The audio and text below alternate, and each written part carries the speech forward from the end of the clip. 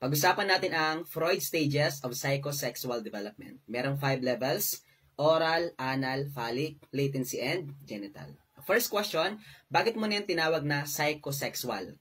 Simple lang. Pag sinabi natin psychosexual, pag sinabing psycho means mind, at sexual, define niya as pleasure. So sabi ni Sigmund Freud, pag sinabi natin pleasure, anything that makes you feel good, anumang bagay na masaya ka, anumang bagay na magsasatisfy sa'yo, ang tawag dun ay pleasure. So pag pinagsama mo, psychosexual means your idea of pleasure. Kasi sabi niya, yung idea mo ng pleasure influences your behavior.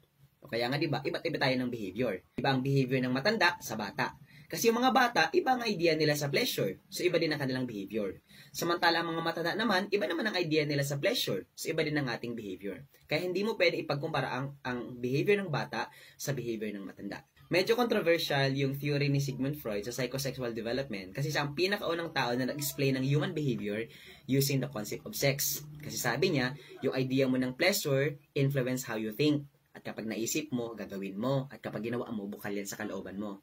So, may knowledge, may skills, may attitude, may cognitive, may affective, may psychomotor. Yan ang tatlong bagay na bubuo sa behavior mo. Yan ang tatlong bagay na bubuo sa personality mo. First stage is oral stage. Nangyayari yan 0 to 1 years old ang bata. O pag sinabi nating oral, means mouth. Ibig sabihin, ang pleasure city ng bata ay nasa mouth. Pero hindi ka ba nagtataka?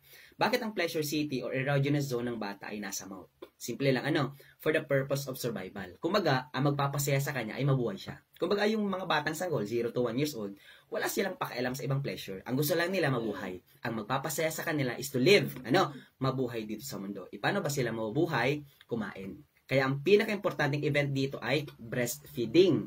Kumain sila. Paano ba nag-breastfeed ang bata? Using his mouth. Ibig sabihin ng pleasure city, ang magpapasaya sa kanya during this stage is to survive. Kumain. Using his mouth. Pero kapag di mo nabibigay ang gusto ng bata, it will result to fixation. Pag sinabi natin fixation, it is the inability of the child to satisfy his or her needs. Ibig sabihin, kapag di mo nabibigay yung mga gusto niya, magre-result yan sa fixation. For example, kapag di mo tigbe-breastfeed, hindi mo pinapakain, o darating ang panahon, pag tumanda siya, mag-overeat, magiging matakaw siya sa pagkain. Kasi sabi niya, ay, hindi ako nakakain nung oral stage 0 to 1 years old ako. Kaya darating ang panahon, gusto kong maging matakaw na lang sa pagkain. Puro siya kain. Another example, nung bata ako, kapag nagtatthumbs up ako, tinatanggal ni mami, tinatanggal ni daddy ang kamay ko. Kaya pagdating ng panahon, mayroong mga matanda na, sige pa rin kutkot ng kamay. Tama ba yung teachers? O yung dalawang example ko, kulang doon ang satisfaction sa mouth. Pero hindi din na maganda na sobra ang pagbibigay ng satisfaction sa mouth. Pero kapag tinanong, ano yung pinaka-conflict dito sa oral stage? Ang sagot ay winning. Ibig sabihin, winning from the battle, winning from the breast, and winning from the thumb. Kasi hindi kasi maganda na nakadepende ang bata sa thumb. Nakadepende ang bata sa battle. So, dapat matanggal mo siya. Pag sinabing win, unti-unti mong tatanggalin yung dependency niya sa battle, yung dependency niya sa thumb, yung dependency niya sa breast. Kasi kapag di mo yun natanggal, magre-resulta yon sa sobra. Ibig sabihin na fixate, hindi siya nakaalis sa oral stage. Kaya magre-resulta rin yun sa fixation. O, di ba, for example, meron mga bata na matandaan na, pero nagchuchupon pa rin. Bakit? Kasi nasanay sila sa battle. Sa chupon. So, ibig sabihin na fixate. Ibig sabihin, pala sa pleasure, sa pagbibigay ng pleasure, hindi pwedeng sobra, hindi na pwedeng kulang. Dapat tama lang. Para masatisfy mo ang pleasure ng bata using his mouth. Gets ba yung teachers? Tandaan mo lang sa oral stage, ang problema dito, hindi pa independent ang bata. Hindi niya pa kaya ang sarili niya. Dependent pa siya. Kanino? Sa mga caregiver niya. Kaya pinapakain lang siya para mabuhay siya. Anong ginagamit? Mouth. Gets ba yung teachers? Pero hindi forever dependent ang bata sa mga caregiver. Kasi ang gusto natin, maging independent din siya. Paano madidevelop ang independency, yung autonomy? Dito na papasok ang second stage, anal stage. Pag sinabing anal stage, nangyayari yan, 1 to 2 years old ang bata. Ano po? At ang pleasure city ng bata sa anal stage ay nasa anus. O question, hindi ka ba nagtataka? Bakit sa sobrang dami ng parte ng katawan natin, anus ang pleasure city ng bata sa edad na 1 to 2 years old? Simple lang. May rason yun. Ang rason dito, ang goal natin is ma-develop ang independency, ang autonomy, maging independent ang bata. Paano natin ma-develop ang independent ng bata? Dito na mapasok ang conflict na toilet training. Bakit sir toilet training ang pinili ni Sigmund Freud para ma-develop ang independency or autonomy? Simple lang. Kasi ang toilet training or toilet, ang pagbabanyo, yan lang muna ang kayang gawin ng bata na mag-isa lang siya. Diba? Pansin mo, halos lahat ng ginagawa ng bata, edad na 1 to 2 years old, palaging may kasama si mami si daddy. Pag kumakain siya, kasama si mommy. Pag naglaro siya, kasama si daddy. Ano? Pero ang toiletry, yung toilet training, yan ang ginagawa ng bata na mag-isa lang siya. No, bakit? Pag nagbabanyo ka ba, may kasama ka. O ibig sabihin sa toilet training, yan ang pinakaunang level na ititrain mo ang bata para maging independent. Ibig sabihin, ang pleasure city ng bata ay nasa anus. Magiging masaya siya kapag kaya niyang mag-toilet na mag-isa lang. It's when teachers. O ibig sabihin, kaya na-develop ang autonomy. That's why sa anal stage, ang pleasure city ng bata ay nasa anus. Ibig sabihin, mabigay mo yun sa bata. Dapat sa edad pa lang na 1 or 2 or 1 to 3 years old, ma-develop mo na ang independency or autonomy. Paano yung ma-develop? Toilet training. So, ang conflict dyan ay toilet training. Kasi kapag hindi mo na-resolve ang conflict na toilet training, magre-resulta yan sa dalawa. Anong dalawa? Anal retentive and anal expulsive. Kapag sinabi natin anal retentive, ito yung sobrang linis mo, perfectionist ka, neatness ka. Samantalang pag sinabing anal expulsive, ito naman yung sobrang kalat mo, sobrang messy mo. So in short, tinawag siyang anal stage kasi ang pleasure city ng bata ay nasa anus. Kasi ang dinidevelop mo dyan na attitude ay maging independent, autonomy ang bata. Ano po? So anong gagamitin mong strategy? Toilet training. Kasi yan ang kaya niyang gawin na mag-isa lang siya. Ang goal mo, ma-develop ang independency. Next one, third stage, phallic stage. So, ang phallic stage nangyayari preschool ang bata. So edad na 3 to 5 years old. The question, bakit yan tinawag na phallic? Simple lang. Kasi pag sinabi natin phallic, Greek yan, which means penis. Ibig sabihin dito, ang pleasure city ng bata ay nasa genitals. Kaya pansin mo yung mga kindergarten, palagi yung nakahawak sa mga genitals, sa mga putotoy nila kung lalaki. Ano? Pansin mo yung mga kindergarten, nagpapataasan niya ng ihi kapag nasa pader. Mas mataas nga yung ihi ko kaysa sa ihi mo. Ano? Question, bakit nga ba ang pleasure city niya ay nasa genitals? Kasi ganito ang transition. Di ba ang bata sa oral stage, dependent pa. Ano? Pero sa anal stage, independent na siya. O kung independent na siya, kaya niya nang tumayo sa sariling paa, edi maglalakad na siya, mag-explore na siya ngayon sa mundo. At kapag nag-explore na siya ngayon sa mundo, maku-curious siya sa mundo. At una siyang maku-curious sa katawan niya, sa body niya. O titingnan niya, bakit meron ako nito? Bakit iba ito sa kanya?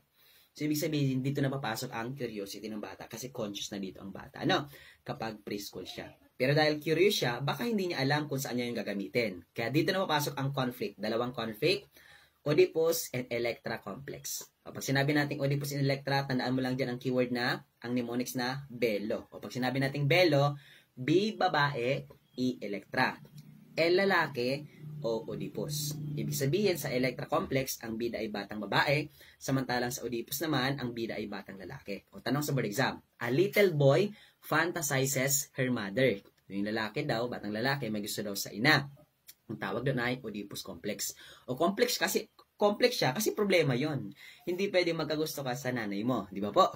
O kaya lang dahil curious ang bata, hindi niya pa yun alam, so dapat ma-resolve yun. Ipaintindi mo sa bata na hindi posible, ganon. Samantalang pag sinabi natin Electra complex, ito naman, a little girl fantasizes her father at gusto niyang pakasalan daw yung tatay niya. Ano po? Ang tawag naman doon, Electra complex. So problema din siya. So dapat ipaintindi mo sa bata na hindi possible yon. Ano po? Kasi kapag hindi mo na-resolve yung conflict na Oedipus and Electra complex, it will result to ego identity and role confusion. Mako-confuse ang bata. Ano ba yung identity niya? Next one, fourth stage, latency stage. So, ang latency stage nangyayari school stage or school age ang bata, elementary or high school. Edad 6 to 18 years old. Ano po? O question, bakit ba yan tinawag na latency? Bakit may term na latent? Simple lang. Kasi pag sinabi natin latent means nakatago. O ano yung nakatago dyan? Ang nakatago dyan ay yung sexual desire ng bata to his or her opposite sex. Ibig sabihin, wala pa siyang desire sa romantic pleasure sa kanyang opposite sex. Kaya nga diba, kapag nasa school, ang bata, kapag lalaki ka, ang barkada mo lalaki din. Pag babae ka, ang barkada mo babae din. Kasi wala ka pang desire sa opposite sex. Kung sino man mga kaedad mo, yun ang barkada mo. Ano po? Ito paano? Kapag tinanong anong pleasure city ng bata sa latency stage, ang sagot ay wala. Walang specific na lugar kung saan mo makikita ang sexual desire. So, ibig sabihin, kaya nga siya nakatago, wala siyang sexual desire. Kasi busy pa yung bata sa eskwela, no? Kaya tinawag siyang latency stage. Ano po? So, dito, dapat lang ma-develop ng bata is social communication, learning, kasi nasa eskwelahan siya. Ano po? So, walang masyadong fixation sa latency stage. And finally, the last stage ng psychosexual development ay number 5, genital stage. Ano po? So, pag sinabi natin genital stage, nangyari siya puberty onwards. So, kilala din ang genital stage as marriage age or marriage stage. Kasi dito, nagkakaroon ka na ng gusto sa opposite sex mo, nagkakaroon ka ng relasyon, at gusto mo nang magpakasal. Ano po? Kaya nga dito sa genital stage, dito na lumalabas yung romantic pleasure. Kasi ang pleasure city mo ay nasa genitals. Kung lalaki ka, penis. Kung babae naman, vagina. Basta dito, romantic pleasure na, naghahanap ka na ng opposite sex na makakasama mo habang buhay. Okay, sige, i-recap ko lang yung mga sinabi ko, sa 5 stages ng psychosexual development ni Sigmund Freud. First question, tinawag siyang psychosexual kasi psycho means mind and sexual means pleasure. So, your idea of pleasure. Kasi sabi niya, your idea of pleasure influences how you think. Kapag naisip mo, gagawin mo. Pag ginawa mo, bukal yan sa kalooban mo. Yan ang tatlong aspects na bubuo sa behavior. Yan ang tatlong aspects na bubuo sa personality mo. First stage, oral stage. Nangyayari yan, 0 to 1 year old ang bata. Kapag sinabing oral, ang pleasure city ng bata ay nasa mouth. Bakit sa mouth? Kasi for the purpose of survival. Pag gusto lang ng bata, ang kapasiyasa lang sa kanya, ay mabuhay siya. Paano siya mabuhay? Kakain. Using his mouth. Kaya ang pinaka-importante event dyan ay breastfeeding. Pero kasama rin dyan ang thumb sucking. So dapat sa pagbibigay ng pleasure, hindi naman pwedeng kulang, hindi naman pwedeng sobra. Kasi kapag kulang sobra, magre-resulta yan sa fixation. So dapat sakto lang. Ano yung pinaka-conflict? Winning. Unti-unti mo tatanggalin yung dependency ng bata sa bottle. Kasi dyan, dependent pa ang bata. Pero hindi sa lahat ng pagkakataon, dependent ang bata. Gusto natin maging independent din siya. Pag independent na siya, paano natin gagawin yon? Toilet training. Dito na mapasok ang second stage, which is anal stage. Ang anal stage naman nangyari, 1 to 2 years old ang bata. So, tinawag siyang anal stage kasi ang pleasure city ng bata ay nasa anus. Bakit sa anus? Simple lang. Kasi gusto nating ma-develop ang independency, autonomy ng bata. Paano yung ma-develop? Using the conflict, i-resolve natin ang toilet training. Hayaan natin. Kasi yung toilet training, yan ang kayang gawin ng bata na mag-isa lang siya. Kaya lang pag di mo yun na-resolve, magre-resulta yan sa dalawang fixation na anal retentive at anal expulsive. Anal retentive, sobrang linis mo. Anal expulsive, sobrang kalat mo. Next one, third stage, phallic stage. Ang phallic stage naman, phallic stage, sinawag siyang phallic kasi it means penis. Kasi dito, curious na ang bata. At una siyang mako-curious sa katawan niya. Bakit diba ito? Sa kanya. So, kaya lang dito, dapat ma-resolve mo yung conflict. Oedipus and Electra complex. Oedipus, batang lalaki. Electra, batang babae. Kasi pag di mo yun na-resolve, magre-result yan sa role confusion. Next one, latent stage number 4. Nangyayari, school stage. Tinawag siyang latent kasi nakatago. Ano nakatago? Yung romantic sexual desire ng bata to his or her opposite sex. Kaya kapag nasa school, lalaki ka, barkada mo lalaki. Babae ka, barkada mo babae. Gets ba yun? Pero number 5, lalabas na yung sexual desire. Romantic sexual desire, genital stage. Tinawag siyang genitals kasi ang pleasure city ay nasa genitals. Marriage age yan, gusto mo na dyan magkarelasyon at gusto mo na magpakasal. Yun lang po ang pag-uusapan natin sa 5 stages ng psychosexual development ni Sigmund Freud. Very controversial yan kasi in-explain niya ang personality using the concepts of sexuality and using the concepts of pleasure. So, yun lang muna pag-uusapan natin sa video ito. And then, kung hanggang nakaabot ka sa parte ng video ito, pakilike naman ng video. And then, yan, pakishare naman, laking tulong. And pakicomment naman kung taga saan ka para alam ko kung saan ang na-reach ng video ito. Yun lang. Thank you very much everyone. And God bless. Bye-bye.